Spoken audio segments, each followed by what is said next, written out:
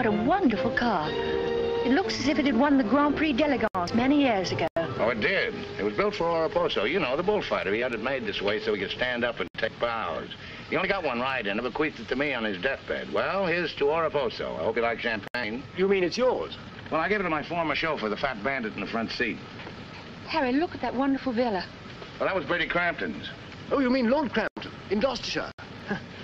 His family acres marched hand in hand with ours.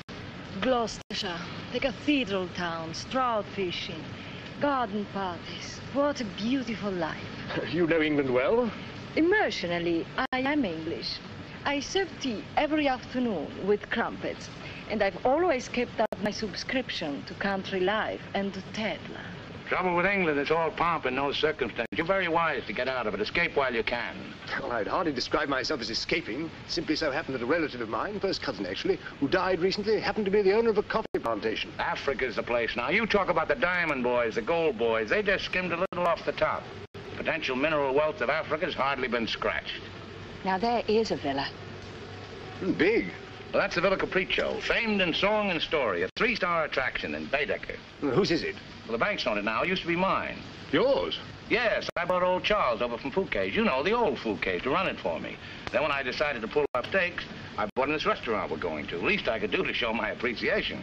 Well, here we are. You take your wine here or upstairs, Mr. Dunn? No, we'll have it here. Care to join us in a drink, Clayton? No, thanks. It's a bit early in the day for me. Mr. Clayton is presently interested in the Van Meer murder case. The Van Meer murder case? Oh, yes, yes. That fellow in the Colonial Office. Yes, I read about that in the paper. It was a shocking affair. According to Mr. Van Meer's appointment book, Mr. Peterson, you had lunch with him at the Savoy a few days before his death. That's quite correct. Mr. Van Meer was an expert on African matters. We wanted his advice about affairs in British East. Do you recall the subject under discussion?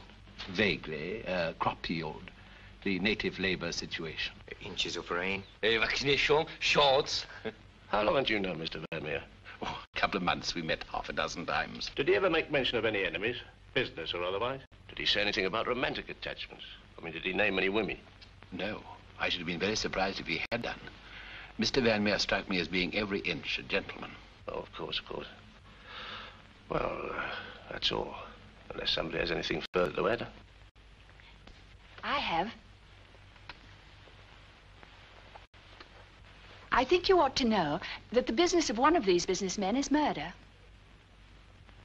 I beg your pardon. Major Ross, I mean. I can't guarantee Major Ross murdered this Van Meer person. I assure you, however, he attempted to murder my husband with a long, thin dagger, which he always carried about in what looked like an innocent swagger stick. Go on, Mrs. Chilm. You see, Major Ross is employed by Mr. Peterson there to do his dirty work. One might say he's a professional killer. My husband found out certain things about Mr. Peterson. Things in point of fact that are a matter of empire, involving, as they do, a plot to exploit our kingdom's uranium resources.